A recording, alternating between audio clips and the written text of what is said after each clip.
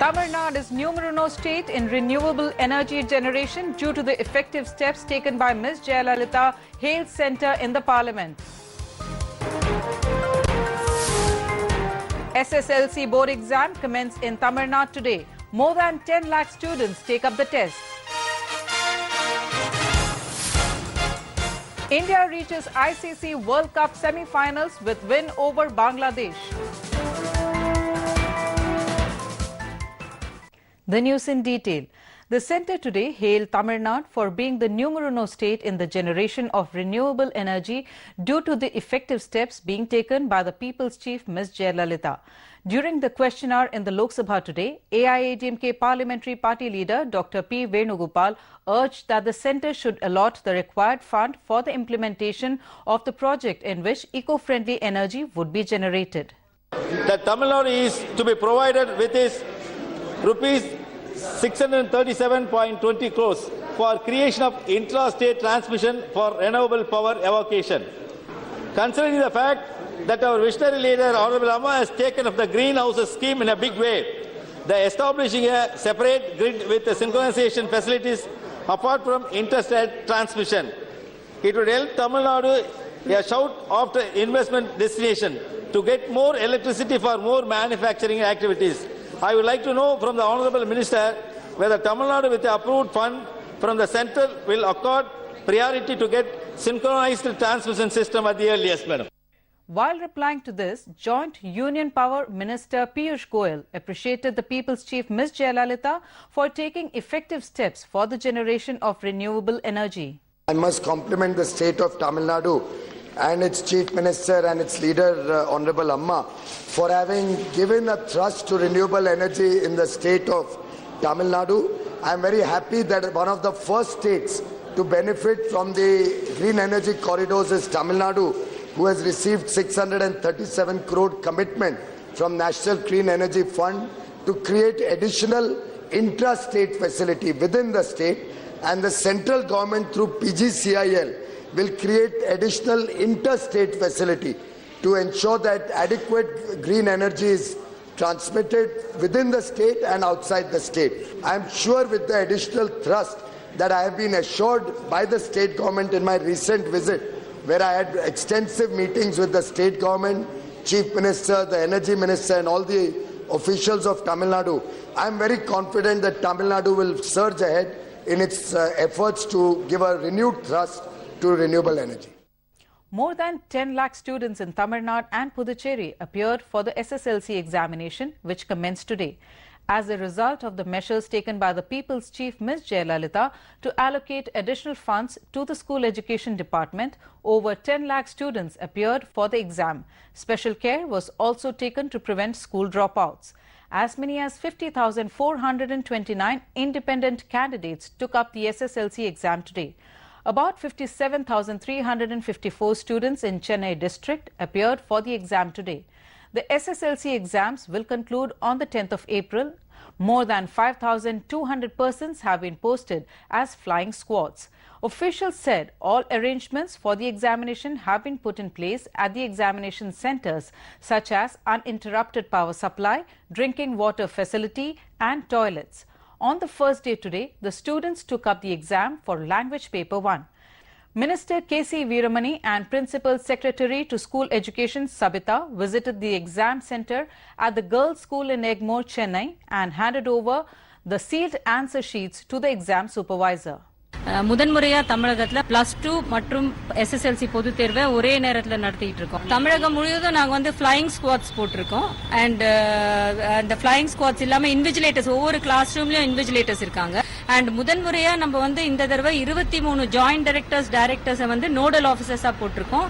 ரெண்டு மாவட்டத்துக்கு ஒரு ஜாயிண்ட் டைரக்டர் இல்லனா ஒரு டைரக்டர் வந்து நோடல் ஆபீசரா இருக்காங்க. எல்லாரும் அந்தந்த மாவட்டத்துல இப்போ ஃபீல்ட்ல இருக்காங்க. After the exams, the students expressed confidence about their results in the subject. நான் வந்து தமிழ் ஃபர்ஸ்ட் பேப்பர் நல்லா பண்ணிருக்கேன். எனக்கு இந்த எக்ஸாம்ல நல்ல மார்க் எடுப்பேன் நம்பிக்கை இருக்கு. எல்லாமே ஈஸியா தான் வந்தது. இந்த எக்ஸாம் நல்லா எழுதினேன். क्वेश्चन ஈஸியாவே வந்திருக்கு. 8 மார்க் 4 மார்க் எல்லாமே ஈஸியாவே இருந்தது. படிச்சதே வந்திருக்கு.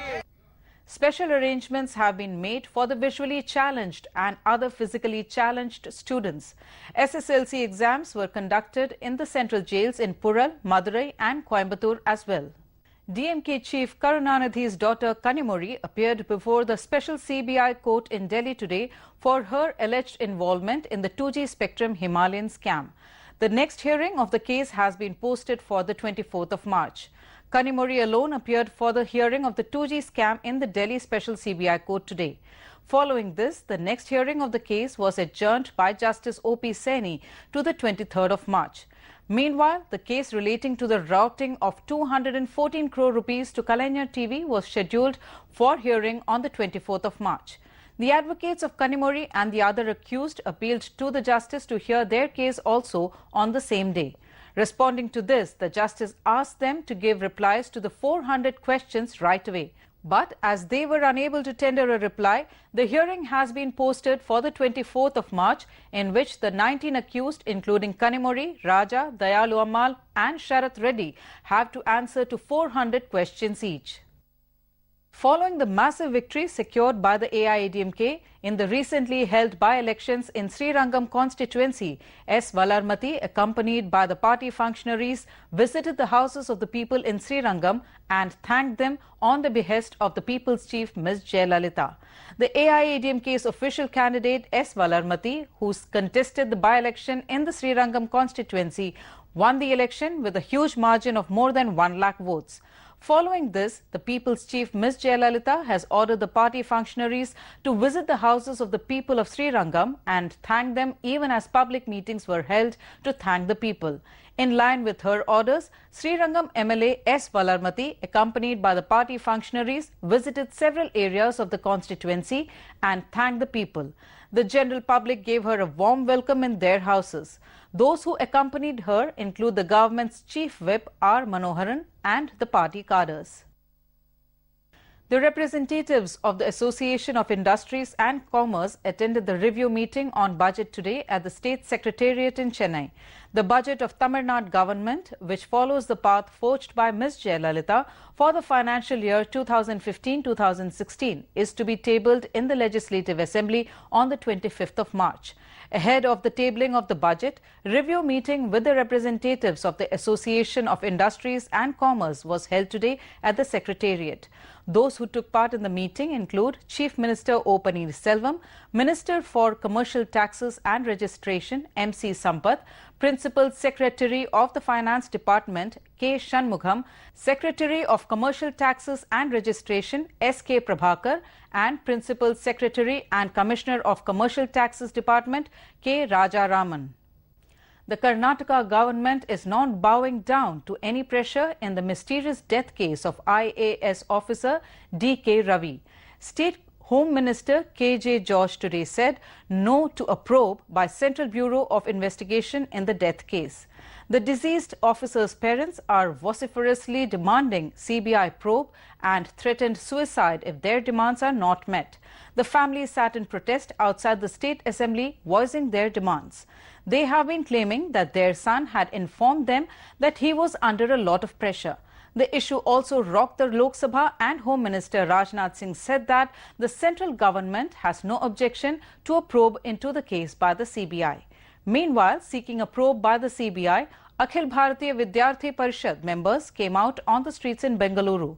Protesters burnt effigies and had to be lathi-charged by the police. Several people from the agitating crowd have been detained to control the situation. Rejecting earlier reports of transfer of investigating officer IGP CID Pranab Mohanty probing Ravi's murder case, the government said he will not be relieved of his duties as IGP CID and Chief Investigating Officer in the case as ordered earlier. The Karnataka government had transferred Mohanty, inviting allegations of foul play by opposition and the media. The DGP denied reports and clarified that Mohanty will continue to supervise the death investigation. The General Secretary of AIADMK and the People's Chief Ms. Jaya has announced the removal of Kuti alias M.C. Venkatesan, the chairman of Sri Perumbudur Panchayat Union, from all his posts, including the party's primary membership, for his anti-party activities.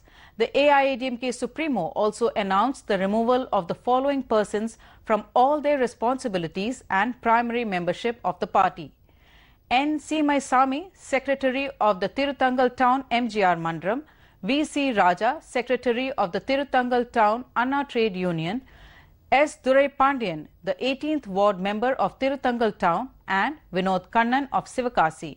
She asked the party cadres not to have any connection with them whatsoever. AIADMK urged in the parliament today to increase the funds allocated for the development of the respective constituencies of the MPs to the tune of 25 crore rupees. AIADMK member in Rajya Sabha T. Ratnavel said that the funds allocated towards the development of the parliamentary constituencies of the respective MPs has created a great expectation among the public. Hence, as part of implementing the developmental schemes, the funds allocated has to be increased to 25 crore rupees, AIADMK urged today in the parliament. Honorable Prime Minister has advised to every MP to adopt compulsory a village, but no fund has been allotted for this. Already MP-led funds are not enough to meet the rising expectation of people of the constituency. The government may consider allocating funds separately for village adoption program and Swachh Bharat program. In view of this, MP-led fund may be increased to rupees 25 crore. While speaking in the Lok Sabha today, AIADMK MP K.R.P. Prabhakaran urged for more rail routes from Tirunelveli to Chennai. Hence, I urge upon the Union Railway Minister to consider and introduce a superfast express from Tirunelveli to Chennai via Tirunelveli town, Pete, Seranmadi, Veeranur, Kaldeguchi, Ambasumudaram, Kila Ambur and Pavachuram.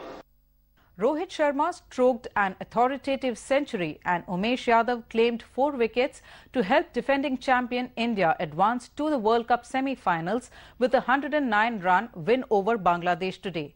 Rohit, aided by a contentious decision that gave him a second life, scored 137 off just 126 balls, his first World Cup 100, airing a 122-run 4th wicket partnership with Suresh Raina to help India reach 302 for 6 after some tight Bangladesh bowling contained much of the innings.